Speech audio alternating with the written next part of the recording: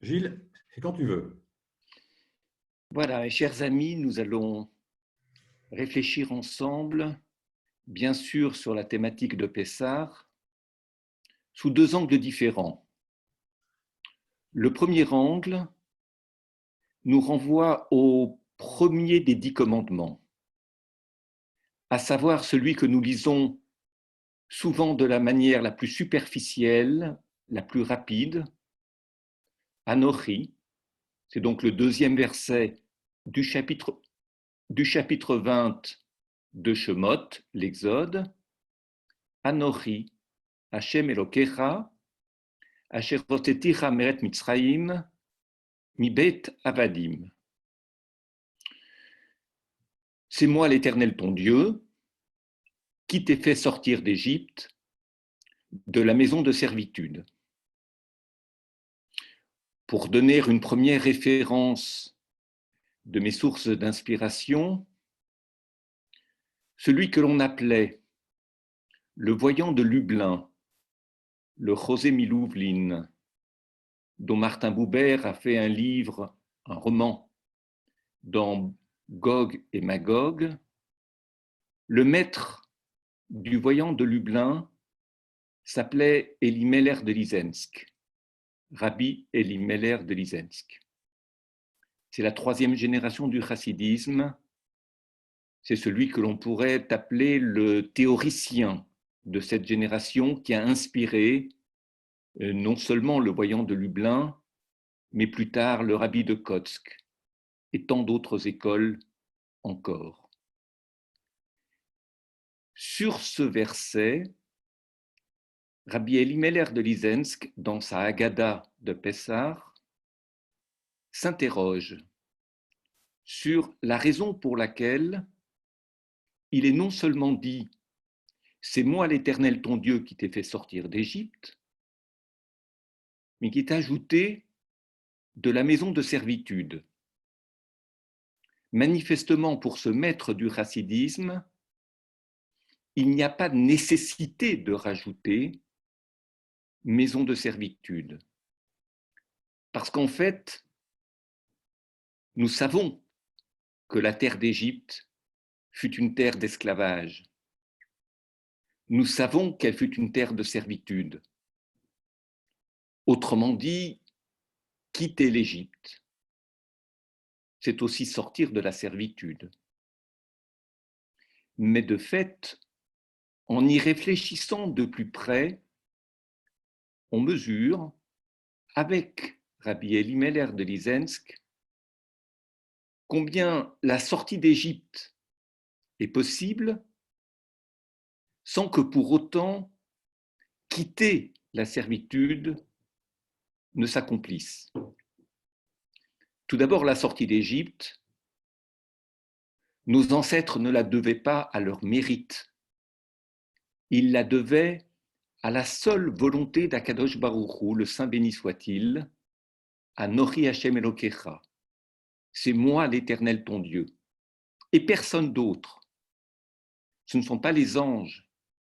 Et j'ajouterai pour ma part, ce n'est pas non plus Moshe Rabbeinu qui a fait sortir Israël d'Égypte.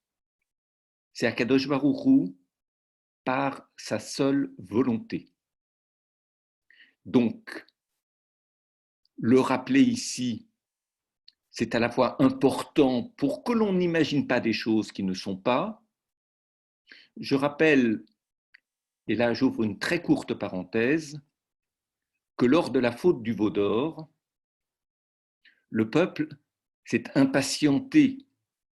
Il s'est impatienté d'un retour un petit peu tardif, selon le Midrash, 6 heures, bo, shesh, un retour un peu tardif de Moshe Rabbeinu du Sinaï, et en son absence, absence qui n'avait pas été prévue, ils n'ont pas supporté le vide laissé par l'absence de Moshe Rabbeinu. Et de ce fait, ils ont paniqué. Et ils ont construit une idole qui n'était pas une idole substitut du divin, mais substitut de Moïse, Moshe Rabbeinu.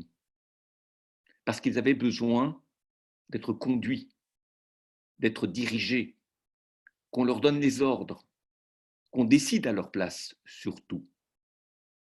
Et de ce fait, beaucoup de commentaires enseignent ici qu'ils accordaient à Moshe Rabbeinu une place, ou plus exactement une posture, ou plus exactement encore une importance excessive. Ils l'avaient presque divinisé, parce qu'ils pensaient que c'était grâce à Moshe Rabbeinu et à Kadosh Baruch Hu, mais de concert, que le peuple avait pu sortir d'Égypte. Il y avait des raisons pour lesquelles ils l'ont cru, mais ce n'est pas l'objet de notre réflexion maintenant. Ce qu'il faut surtout comprendre, c'est la raison pour laquelle, sortant d'Égypte par la seule volonté d'Akadosh Baruch Hu, ils ont dû entreprendre un deuxième, non pas un deuxième, mais un véritable effort, je dirais s'initier, comme une éducation, à quitter la servitude. La servitude de l'Égypte, certes, mais peut-être plus largement, Beth Avadim, la maison de servitude. Parce que lorsqu'on habite, c'est-à-dire que lorsque l'on épouse un certain confort, lorsque l'on s'accoutume, comme lorsqu'on vit chez soi, à vivre dans un certain cadre, avec un certain mode de pensée, il arrive que l'on soit asservi sans s'en rendre compte. Et c'est précisément sur ce point-là que travaille Rabbi Elimelech de Lizensk, mais l'éclaircissement que j'apporte maintenant est dû à un disciple des disciples, à savoir les Chidouché Harim, l'ancêtre de la Chassidoute de Gour, le grand-père du Sfat Emet, c'est-à-dire l'ancêtre de ce courant chassidique que l'on appelle Gour. Dans son commentaire sur un texte de la Gemara de Psachim, l'auteur des Chidouché Harim dit ceci: quitter la servitude, c'est encore tout autre chose que d'être libéré de l'esclavage d'Égypte, de la tutelle de l'Égypte, de la tutelle du pharaon, de la tutelle des bourreaux des Bnei Israël en Égypte. Parce que, nous le savons, ce n'est pas parce que quelqu'un sort de prison que la servitude n'est pas en lui encore, qu'elle ne subsiste pas encore en lui. Certes, sorti d'Égypte offre la liberté de tout faire. J'allais dire de tout faire, mais surtout de faire parfois n'importe quoi. Parce que si la liberté offre des droits, elle peut nous faire oublier qu'il n'y a pas de droit sans devoir. C'est-à-dire qu'il n'y a pas de droit sans limite à nos droits. Si je reprenais une phrase très banale en classe de terminale, notre liberté s'achève là où commence celle de l'autre. Autrement dit, nos droits s'achèvent là où nous sommes les obligés des autres, c'est-à-dire là où la liberté de l'autre nous contraint à fixer des limites pour ne pas devenir le tyran de l'autre. Et de fait, nous savons que ceux auxquels on offre la liberté, sans qu'ils soient éduqués à la liberté, sans qu'ils sachent faire, pour le dire autrement, sans qu'ils n'oublient le principe que nous venons d'évoquer et qu'ils soient des êtres responsables ou qu'ils apprennent à le devenir.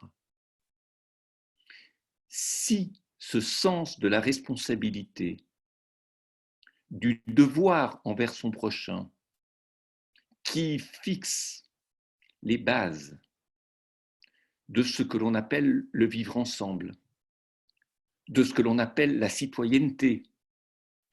La citoyenneté oblige à rappeler cette définition de ce qu'est une nation avec des citoyens, à savoir une assemblée de gens responsables. Et pour être responsable, il faut savoir parler à son prochain, il faut savoir réfléchir avec lui, il faut savoir l'écouter, le comprendre et accepter de ne pas avoir raison tout seul.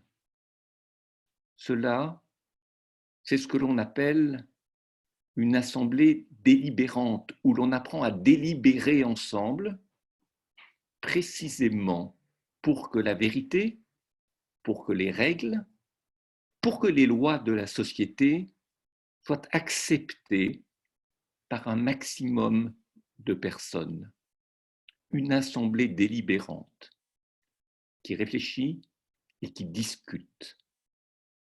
Mais lorsque l'on n'est encore habité de l'esprit de servitude, très souvent, et je l'ai rappelé tout à l'heure en mentionnant cet épisode où la servitude habitait les Béné Israël dans le désert, alors les décisions se prennent à l'unanimité, parce qu'il y a un certain conformisme, il y a un besoin de s'appuyer sur des certitudes qui nous dispensent de réfléchir, de discuter, d'écouter, de délibérer. Nous avions fait mention de la faute du veau d'or, mais il est vrai que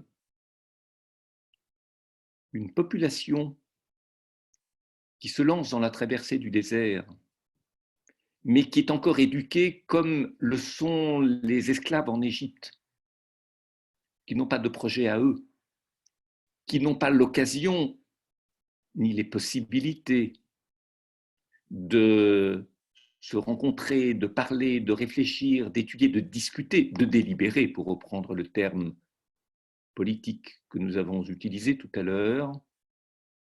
Alors, comme en Égypte, ils ont besoin de servir un maître.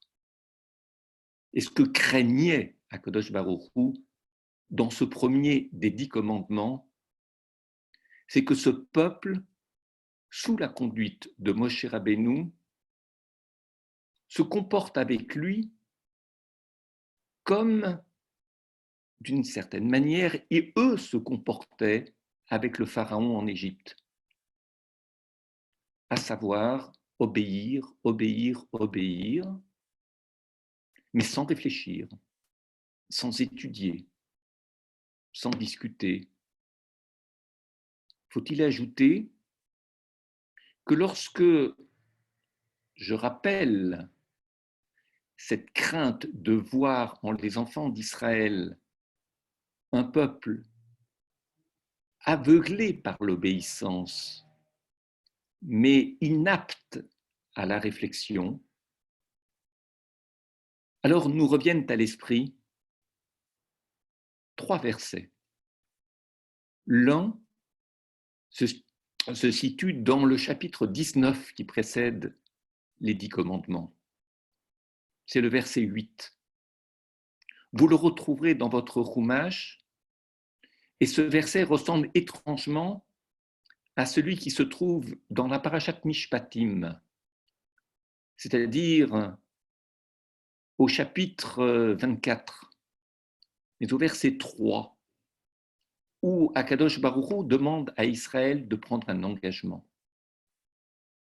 Et dans ces 2 versets, si ressemblants, les enfants d'Israël répondent, dans un cas il est dit Yardav, dans l'autre cas il est dit le Kol Echad, ils répondent à l'unanimité d'une seule voix, Naaseh, nous ferons. Ce n'est que un petit peu plus loin dans ce chapitre 24, au verset 7, qu'il n'est plus dit qu'ils parlent de manière unanime, qu'ils répondent à Moshe, à Kadosh Baruch Hu d'une seule voix, ou tous ensemble à l'unanimité, mais qu'il est simplement dit, et ils dirent, Naase venishma, nous ferons et nous entendrons. Ils ont eu du mal.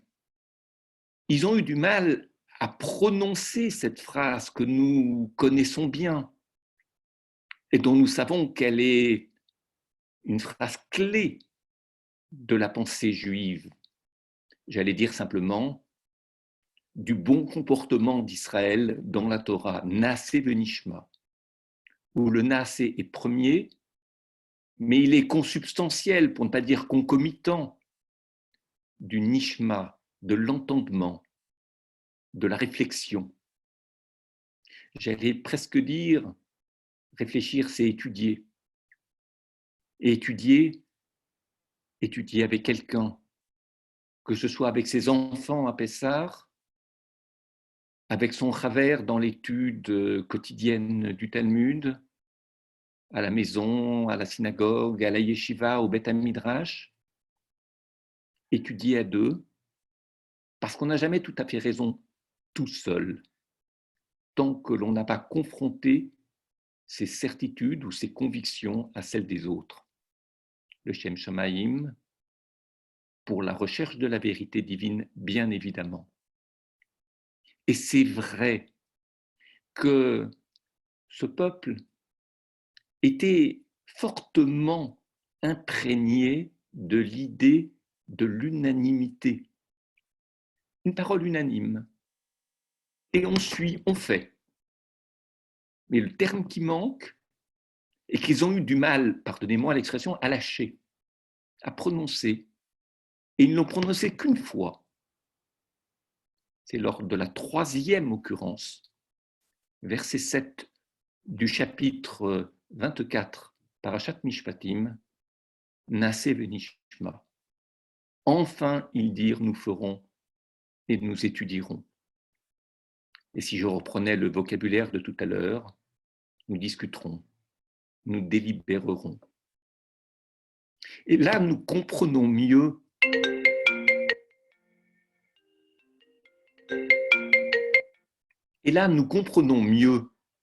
l'enjeu de la réflexion ouverte par Rabbi Elimelech de Lizensk et prolongée par l'auteur des Chidushei Harim dans son commentaire sur le traité de Psachim. Certes, ils sont sortis d'Égypte, mais que vont-ils faire de cette liberté? Et pour en faire quelque chose de bien, il faut qu'ils apprennent à vivre ensemble, qu'ils apprennent à supporter l'idée que notre prochain est différent de nous, que ces différences peuvent occasionner des gênes, des irritations, des colères, des tentations de violence, mais pourtant, à partir de là, nous devrons savoir vivre ensemble. Et ça va prendre beaucoup de temps. Cette éducation au vivre ensemble va prendre 40 ans. Ce n'était d'ailleurs pas ce qu'espérait Akadosh Baruch Hu, Moshe Rabbeinu, Aaron et Myriam. Parce que nous le savons, ce qui devait se faire, c'était une traversée du désert, bien qu'il n'ait pas pris la route la plus courte, ce que l'on appelle dans les atlas bibliques la route de la mer le long de la côte des Philistins, qui les aurait conduits si rapidement en Eretz Israël. Ils ont pris un chemin plus long, pour diverses raisons. Mais de fait, au bout d'1 an et quelques semaines, ils étaient sur le point de quitter le désert, d'emprunter une route vers le nord-est et d'amorcer la conquête de la terre d'Israël. C'est dans le livre de Bamidbar où la chronologie est soigneusement tenue dès le premier chapitre, à savoir que nous sommes au début de la 2e année. Et là, le compte se fait en termes de mois et de jours. Nous sommes au début de la 2e année, ou très peu de temps après le tout début de la deuxième année à compter de la sortie d'Égypte. Le peuple se lève et là, il s'apprête en levant le camp, à prendre avec lui l'arche sainte de Aaron à Kodesh et à monter vers les frontières du nord et amorcer la conquête. Ce sont ces fameux 2 versets encadrés d'un noun à l'envers qui font de ces 2 versets, comme l'enseigne le texte de la Guémara, un livre dans le livre. C'est-à-dire que la traversée du désert est terminée et qu'à partir de là, la sortie du désert est commencée. Autrement dit, Bereshit, premier livre, Shemot, deuxième livre, Vaïkra, troisième livre, quatrième livre, du premier verset du premier chapitre, jusqu'à ces 2 versets, c'est dans Parashat Balotra, encadré des 2 nouns inversés, précisément pour leur donner un format particulier qui fait, selon Rashi, de ces 2 versets, un livre dans le livre. Et au-delà de ces 2 versets, nous serions entrés dans un 5e livre, le livre de la conquête, qui aurait été une sorte de mélange entre ce que le livre de Bamidbar et d'Evarim, mais sous une autre forme, bien évidemment, avec un autre contenu, et le livre de Yahushua, Josué, était ou aurait été ou furent. Ce qui veut dire que le séjour dans le désert aurait dû être beaucoup plus court et que ceux qui glosent sur le chiffre 40, le déluge, Élie dans sa grotte, etc., etc., et bien entendu la traversée du désert, et qui donne au chiffre 40 une symbolique très puissante, de fait, ils transforment fâcheusement l'histoire biblique. Je dirais que leur interprétation tend à fausser la signification des événements, comme si, après que les événements se soient déroulés, on a trouvé des points communs, ce chiffre 40. Et du fait qu'on trouve la même chose ici, là, et en un 3e ou 4e lieu, on en arrive à considérer, sans même s'en rendre compte, que l'histoire ne pouvait pas se passer autrement qu'au travers ou autour ou à proximité du chiffre 40. En tous les cas, l'histoire des événements en question. Ce qui nous fait oublier le libre arbitre de l'homme. Et lorsque je dis, ce n'est pas que je le dis, c'est pas que je l'enseigne au nom d'un maître, c'est très simple. Lorsque la Guémara dit, au-delà de ces 2 versets dans Parashat Balotra, devait commencer la conquête de la traversée de la fin du désert et la conquête de la terre, c'est bien le signe que le chiffre 40 n'était pas obligatoire. Je dirais même que cela ne devait pas durer aussi longtemps. Mais malheureusement, tout de suite après, dès le verset du chapitre suivant, c'est-à-dire dès le verset qui arrive dans le texte, parce qu'on sait que le découpage en chapitres n'a aucune importance, ce ne sont pas les effets de la révélation qui découpent la Torah en chapitres. En versets, oui, mais pas en chapitres. C'est une démarche protestante de la lecture, et je dirais de la traduction et de la recomposition des thèmes bibliques, des chapitres. Alors c'est vrai qu'ils se sont plaints, qu'ils ont gémi, qu'ils regrettaient la nourriture d'Égypte, cette fameuse, entre guillemets, ratatouille, les concombres, les tomates, tout ce qu'ils semblaient aimer en Égypte et qu'ils ne trouvaient plus dans le désert, parce qu'ils étaient las de la nourriture du désert. De fait, lorsqu'on sait, et en particulier le soir de Pessah, à l'occasion du Seder, que leur plus grande chance fut d'être miraculeusement exfiltré d'Égypte, et que ce peuple, à plusieurs reprises, n'a qu'une seule envie, retourner en Égypte, alors on se dit, il y a quelque chose qui ne va pas. D'un côté, on présente l'Égypte comme l'une des pires servitudes que le peuple n'ait jamais vécues, et de l'autre, on a un peuple dans le texte biblique qui n'a qu'un seul désir, retourner en Égypte. Je pense, et c'est l'enseignement des Chidushei Harim, de l'auteur des Chidushei Harim, qui m'incline dans ce sens, que lorsque le peuple veut retourner en Égypte, ce n'est pas obligatoirement parce qu'il jouit à l'idée de retourner en Égypte et de redevenir esclave.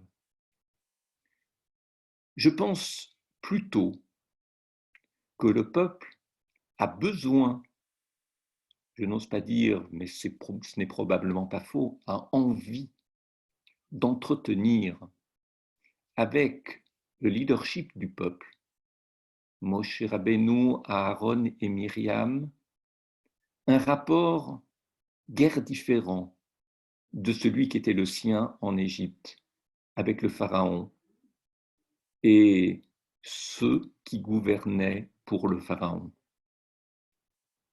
Nous l'avons déjà dit tout à l'heure, il y a cette fascination, non seulement de celui qui décide pour nous et qui nous dispense de penser, de réfléchir et donc d'accepter la contradiction et de supporter, de délibérer.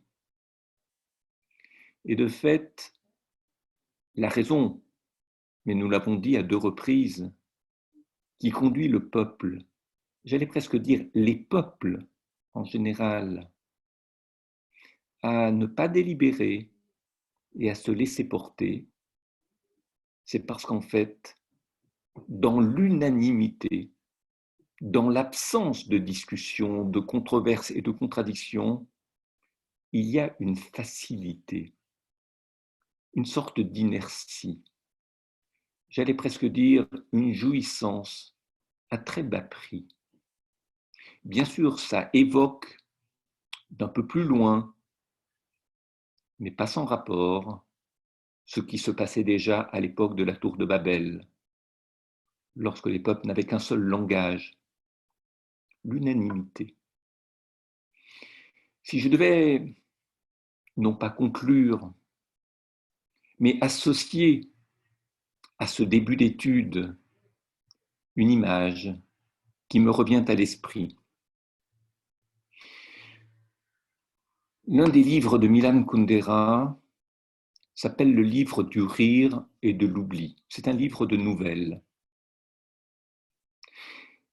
Dans ce livre, l'une des nouvelles raconte comment, lorsque, après la Deuxième Guerre mondiale, la Tchécoslovaquie est tombée dans les bras de l'Union soviétique.